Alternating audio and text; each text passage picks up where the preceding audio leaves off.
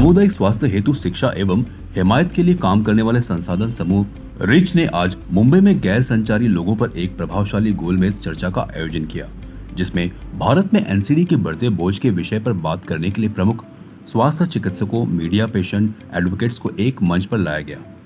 इस कार्यक्रम में एनसीडी की रोकथाम, देखभाल और नीतिगत जवाबदेही के मुद्दे पर चर्चा को नया रूप देने में मीडिया की महत्वपूर्ण भूमिका पर प्रकाश डाला गया।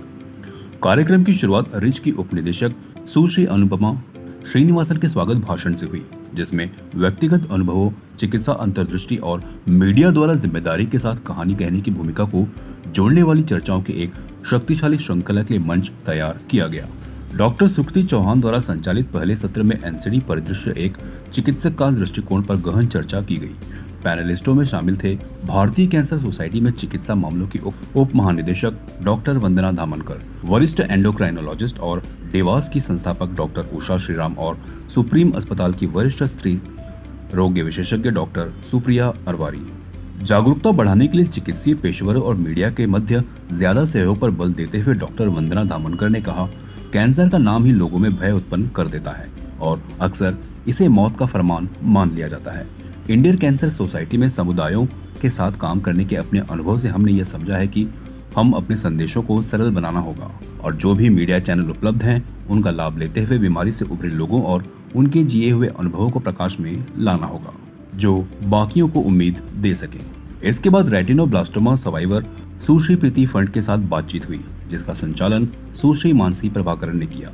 सुश्री फंड ने स्वास्थ्य सेवा प्रणाली में अपने अनुभवों को साझा किया और करुणामय एवं व्यक्ति केंद्रित देखभाल के महत्व पर जोर दिया। मानसिक स्वास्थ्य और क्रोनिक बीमारियों के बीच के संबंध को उजागर करने वाले एक सत्र में मारीवाला हेल्थ इनिशिएटिव की सीईओ सुश्री प्रीति श्रीधर ने भारत में मानसिक स्वास्थ्य की खामोशी महामारी के बारे में बात की। मनोशिक्षा को एकीकृत करने पर जोर देते हुए उन्होंने कहा कि महामारी के बाद से हर कोई मानसिक सेहत के बारे में बात करना चाहता है, लेकिन हमें यह पूछना होगा, क्या हम इसके बारे में जिम्मेदारी से बात कर रहे हैं? इसके बाद मनी कंट्रोल के वरिष्ठ संपादक श्री विश्वनाथ पिल्ले के साथ एक सत्र हुआ, जिसमें उन्होंने कहानी कहने में सत्यनिष्ठा, स्वास्थ्य संबंधी कहानियों को मानवीय बनाने के महत्व पर बल दिया। उन्होंने अपने साथी पत्रकारों को प्रोत्साहित किया कि वे स्वास्थ्य रिपोर्टिंग को जन सेवा के नजरिए से देखें। पूरे दिन सभी सत्रों में एक दमदार आह्वान गूंजता रहा। भारत में एनसीडी का बोझ निरंतर बढ़ रहा है कि देश भर में होने वाली 60% से अधिक मौतों के लिए जिम्मेदार है। इनके लिए एक समग्रतापूर्ण व ऐसे दृष्टिकोण आवश्यकता है जो लोगों को केंद्र में रखें। इस गोलमेज में चर्चा के विभिन्न क्षेत्रों की साझेदारी को बढ़ावा देने के लिए तथा समानता व न्याय में निहित एक हेल्थ इकोसिस्टम बनाने के लिए रिच की प्रतिबद्धता की पुष्टि की। प्रीति श्रीधर है, मैं मारीवाला हेल्थ इनिशिएटिव इस संस्था की सीईओ हूँ। हम एक फिलैंथ्रोपिक ऑर्गेनाइजेशन है जो मानसिक स्वास्थ्य पे काम करते हैं। अगर हम एनसीडी की बात करें, जो आज का विषय था जहाँ पे हम पत्रकारों से एनसीडी के बारे में बात कर रहे हैं, तो एनसीडी मतलब वो बीमारियाँ जो छुआछूत से नहीं फैलती हैं।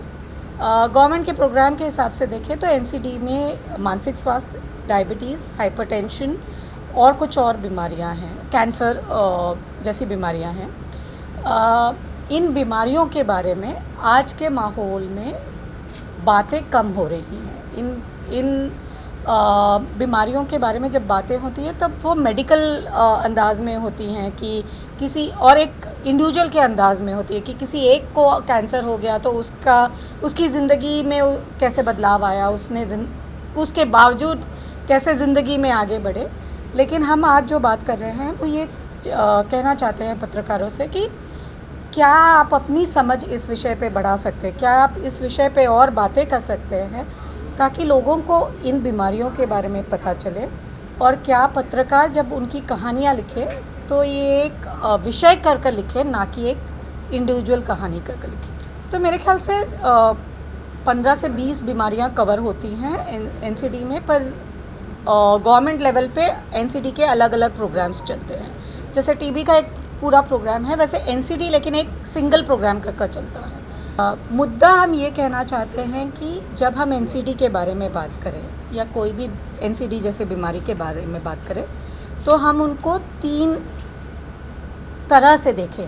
एक जो फिज़िकल बीमारी है, यानी अगर मुझे कैंसर हुआ है या हाइपरटेंशन हुआ है तो उस फिज़िकली मुझे क्या होता है शारीरिक रूप में, दूसरा हम उसे सामाजिक रूप में देखें कि किन लोगों पे इसका प्रभाव होता है, लोगों की ज़िंदगियों में क्या बदलाव आते हैं इस बीमारी के कारण या इस बीमारी को के लिए जब दवाई एक्सेस करें। और तीसरा मुद्दा हम ये कहेंगे कि शारीरिक और सामाजिक के साथ इस बीमारी का मानसिक तनाव या मानसिक स्वास्थ्य पे क्या परिणाम होता है उसको भी थोड़ा जोड़ सकें। मांग क्या? मांग आप पत्रकारों से कि संदेश क्या अपने माध्यम? तो मांग ये होगी कि एनसीडी पे काम करने की ज़रूरत है, इन विषयों पे बात करने की ज़रूरत है, इन विषयों को सामाजिक और मानसिक स्वास्थ्य के नज़रिए से देखने की ज़रूरत है। और गवर्नमेंट से ये कहूँगी इन एनसीडी पे थोड़ा प्रोग्रामेटिक इंटरवेंशन फंडिंग बढ़ाने की भी ज़रूरत है। Thank you. Thank you.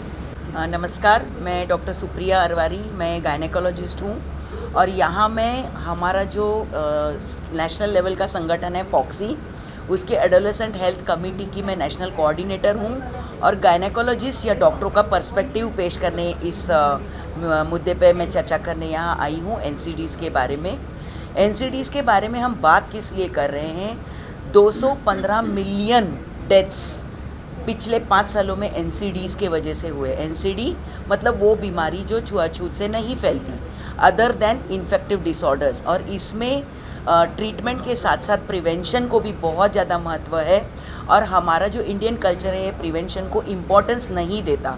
तो मेरा ये मुद्दा है कि हमने प्रिवेंशन को भी इक्वली इम्पोर्टेंस देना चाहिए, इसके बारे में मीडिया में इसकी चर्चा होनी चाहिए और इसके बारे में पॉजिटिव इन्फॉर्मेशन लोगों तक पहुंचनी चाहिए। अगर मैं एडोलेसेंट एज ग्रुप की बात करूं तो एडोलेसेंट एज ग्रुप में जो आजकल लाइफस्टाइल डिसऑर्डर्स आई हैं, ओबेसिटी है, lack of good diet, lack of exercise, और उसके वजह से जो एनसीडीज़ आगे जाके होती हैं एडल्ट पॉपुलेशन में, at least 70% of the general deaths caused in adults, young adults, कम उम्र के एडल्ट्स में जो डेथ्स होती है उसमें से 70% एनसीडीज़ की वजह से हो रही है और 70% एनसीडीज़ की जो जड़ें हैं वो बच्चों में या एडोलेसेंट ग्रुप में उनके गलत रहन सहन की वजह से शुरू हो रही है। तो इस मुद्दे पे भी एक टच होना चाहिए सोशल मीडिया के द्वारा। आजकल की यंग जनरेशन सोशल मीडिया सेवी है, उनके हाथ में मोबाइल है, हमारे पास मुद्दे हैं, मीडिया ने उन मुद्दों को उनके तरफ पहुंचाना चाहिए इस तरह से कि जिनको उनको इंटरेस्टिंग लगे, उनको समझ में आए और उनके माध्यम से जैसे अलग अलग सोशल प्लेटफॉर्म्स हैं उस पर हम उनको ये जानकारी दे सकते हैं। बिल्कुल, सर्वाइकल कैंसर के खिलाफ अभी वैक्सीन पैदा हुई है और ये एक यूनिक वैक्सीन है जो एक कैंसर से हमको छुटकारा दे सकती है, उससे प्रिवेंट कर सकती हैं। जिस तरह अमिताभ जी ने 2 बूंद ज़िंदगी के दिए थे, तो आई थिंक इसके आगे हम 2 टीके ज़िंदगी के देना चाहेंगे, जिसके तहत 2 वैक्सीनेशन के डोजेज़ रहते हैं। The best time to give 9 से 15 या 14 साल की बच्चियों को फर्स्ट डोज़ मिलना चाहिए जब वो स्कूल में हो, और सेकंड डोज़ उसको मिलना चाहिए 6 महीने के अंतर पे। एक ज़माने में वैक्सीन बहुत महंगी थी, लेकिन अभी इंडियन वैक्सीन आई है जो बहुत ही चीप रेट्स में अवेलेबल हुई है और बहुत जल्द कोशिश है सरकार की कि इसको नेशनल इम्यूनाइजेशन में लाया जाए, जिसके तहत ये सेंटरों में फ्री में बच्चों को मिलेगी। ये कैंसर जो है caused by HPV, human papilloma virus, कम से कम 8 से 9 अलग अलग कैंसर्स पैदा करता है, ना केवल cervical cancer, anal cancer, oropharyngeal cancer, prostatic cancer, ऐसे अनेक कैंसर्स होते हैं जो ना केवल औरतों को लेकिन जेंट्स में, पुरुषों में भी अपना प्रभाव दिखा सकते हैं। और इसलिए हमारी तरफ से कोशिश ये है कि वैक्सीनेशन ना केवल लड़कियों को दी जाए लेकिन यंग लड़कों को भी दी जाए। Thank you. मेरा नाम डॉक्टर वंदना धामणकर है और मैं इंडियन कैंसर सोसाइटी में मेडिकल अफेयर्स की डायरेक्टर हूँ। इंडियन कैंसर सोसाइटी के तहत हमने आज यहाँ पे पार्टिसिपेट किया and the topic was bridging science and media.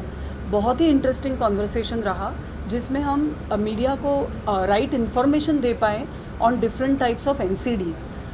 Indian cancer society के तहत हम कैंसर पे बात करना चाहते हैं और जैसे बाकी के एक्सपर्ट्स ने कहा, अगर हम सर्वाइकल कैंसर पे फोकस करें तो वुमेन की डेथ प्रिवेंट की जा सकती है।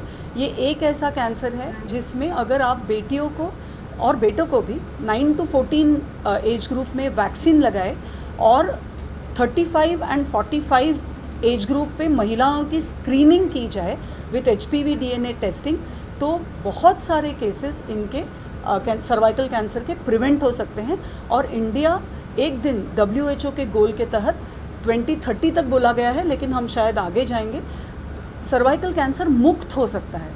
I think this is a very important role which media can play. ये आज डिस्कशन हुआ यहाँ पे।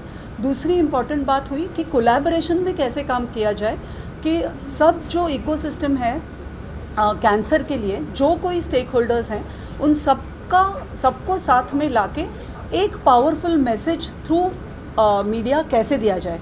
अगर हम यंग चिल्ड्रन के बारे में बात करते हैं या एडोलेसेंट्स के बारे में बात करते हैं जो कि बहुत एक्टिव हैं, तो वो अगर सोशल मीडिया पे है तो वो कैंसर के बारे में नहीं जानना चाहेंगे, वो कैंसर के बारे में बात नहीं करना चाहेंगे।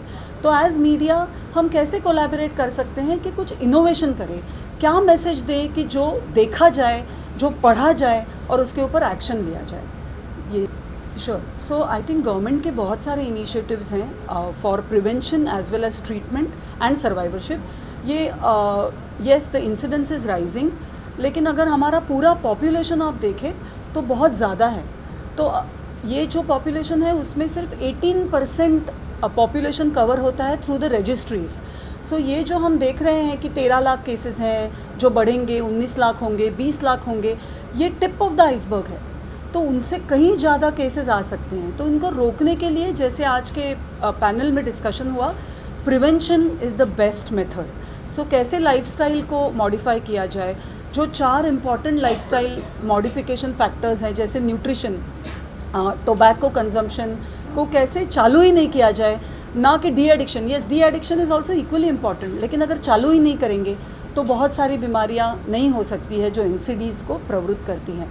अल्कोहल, एक्सरसाइज, कितनी सिंपल चीज़ें हैं ये, जो आई थिंक पहले ज़माने में अगर इतना नहीं दिखता था कैंसर का प्रमाण, तो मे बी लोग बहुत मेहनत करते थे, बहुत चलते थे, इसीलिए हो सकता है। आज हम यहाँ से यहाँ के लिए गाड़ी यूज़ करते हैं। सो ये जो सिंपल मेजर्स हैं उनसे भी कैंसर प्रिवेंट किया जा सकता है और अर्ली डायग्नोज किया जा सकता है। सो एक मोर इम्पॉर्टेंट जिसको कंट्रोल करने के लिए जो आपने बात की, स्क्रीनिंग।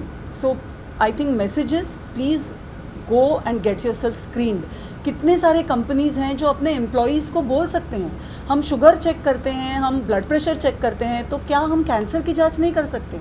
क्यों नहीं कर सकते? अगर कैंसर आएगा तो क्या मौत हो जाएगी? नहीं। अगर कॉमन कैंसर्स की हम बात करते हैं और अगर अर्ली डायग्नोज होता है तो वो ज़रूर क्योरेबल है। Thank you. मेरा नाम प्रीति फड़ है, मैं इंडियन कैंसर सोसाइटी से हूँ। मैं इंडियन कैंसर सोसाइटी में as a manager of survivorship job करती हूँ। वहाँ पे उगम, जो चाइल्डहुड कैंसर सर्वाइवर्स का ग्रुप है, वो ग्रुप को मैं लीड करती हूँ और मैं खुद चाइल्डहुड कैंसर सर्वाइवर हूँ। जब मैं 8 साल की थी तब मुझे रेटिनोब्लास्टोमा हुआ था। रेटिनोब्लास्टोमा जो एक आँख का कैंसर है, जिसकी वजह से मेरी एक लेफ़्ट आई है जो मैंने खो दी। ये जो कैंसर है, वो होने की जो एज है वो 0 से लेकर 3 साल तक है, लेकिन ये बीमारी और इस बीमारी का डिटेक्शन जो मुझे हुआ था जब मैं 8 साल की हो गई थी, और उसकी वजह से वो फैल गया था आँख से लेकर नेक तक। तो उस वजह से ऑपरेशन, रेडिएशन, केमोथेरेपी, इन सारी चीज़ों से जाना पड़ा। अगर उस बीमारी का वक्त पर पता चलना, इलाज होना, अगर वो सारी चीज़ें हो जाती तो इतना सारा ट्रीटमेंट का कॉम्प्लिकेशंस और इतने सारे हेल्थ इश्यूज़ को फेस नहीं करना पड़ता था। और उसी के साथ वो करते वक्त जो फिनंशियल बोलते हैं ना, फिनंशियल प्रॉब्लम्स आए या सोशल इश्यूज़ आए, उस वक्त उस चीज़ के लिए, क्योंकि ये मेरी जो कैंसर की ट्रीटमेंट हुई है वो टाटा मेमोरियल हॉस्पिटल में हुई है, वहाँ पर NGOs, डॉक्टर्स, उनके सपोर्ट से मेरी ट्रीटमेंट तो पूरी होगी। बट एक छोटे एज में ये बीमारी होना और उसके बाद सोसाइटी में वापस जाना, मतलब सोसाइटी का एक जो नज़रिया है आज हमारा देखने का कि कैंसर मतलब डेथ, कैंसर के बाद लाइफ नहीं। तो अगर कोई बच्चा है जो बचपन में इस बीमारी से ठीक होता है तो उसे उस नज़र से देखना ये गलत है, और ये मैसेज हम आपके थ्रू उन तक पहुंचा सकते हैं। जैसे कि मैंने आपको बताया, उगम जो चाइल्डहुड कैंसर सर्वाइवर्स का ग्रुप है, ये ग्रुप में 600 से भी ज़्यादा मेंबर्स रजिस्टर है जो कि चाइल्डहुड कैंसर सर्वाइवर्स है, और वो आज अपने लाइफ में एजुकेशन हो, करियर हो, शादी हो, बच्चे हो, हर एक स्तर पे हर कोई किसी ना किसी चीज़ से सक्सेसफुल है।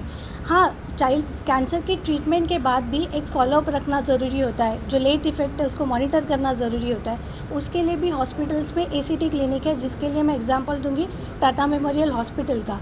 बट वहाँ पे आने के बाद वो एक फॉलोअप रखना एक उनके क्वालिटी ऑफ लाइफ के लिए बहुत अच्छा होता है। और इन सब के लिए जो सपोर्ट चाहिए, चाहे साइको सोशल सपोर्ट हो, एजुकेशन हो, करियर सपोर्ट हो, वो हम इंडियन कैंसर सोसाइटी के थ्रू इनको दे पाते हैं। बट ये काफ़ी नहीं है, क्योंकि ये हम पूरे अपनी इंडिया के लिए बात कर रहे हैं, एक समाज के लिए बात कर रहे हैं। तो ये मैसेज स्ट्रांगली जाना बहुत ज़रूरी है गवर्नमेंट तक कि ये सारी जो लेट इफ़ेक्ट है उसके लिए जो फाइनेंशियल सपोर्ट है वो स्कीम्स उनके जैसे आयुष्मान भारत हो गया, महात्मा ज्योतिबा फुले योजना हो गई, उसमें भी कहीं ना कहीं ऐड करना चाहिए। यहाँ पे एक बहुत इंपॉर्टेंट बात मैं आपको बताना चाहूँगी कि जैसे मेडिक्लेम, आपको पता है कि मेडिक्लेम पॉलिसी आज के तारीख में होना बहुत ज़रूरी है, क्योंकि जितने प्राइवेट हॉस्पिटल्स है या मेडिकल ट्रीटमेंट है वो आसान नहीं है, वो सस्ती नहीं है। और ऐसे में जो बच्चा बचपन में कैंसर जिसे हो जाता है, उस पर कैंसर सर्वाइवर का अगर एक टैब लग जाता है तो उसका मेडिक्लेम पॉलिसी नहीं निकल सकता।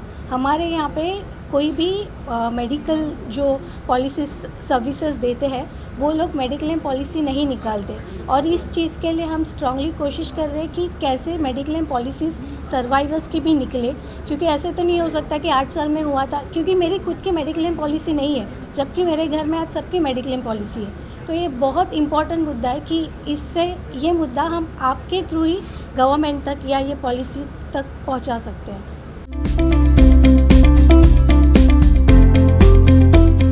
CEN न्यूज देश प्रदेश की ताजा तरीन खबरों के लिए CEN न्यूज को सब्सक्राइब करें और रहें पल पल की खबर से हर पल बाखबर।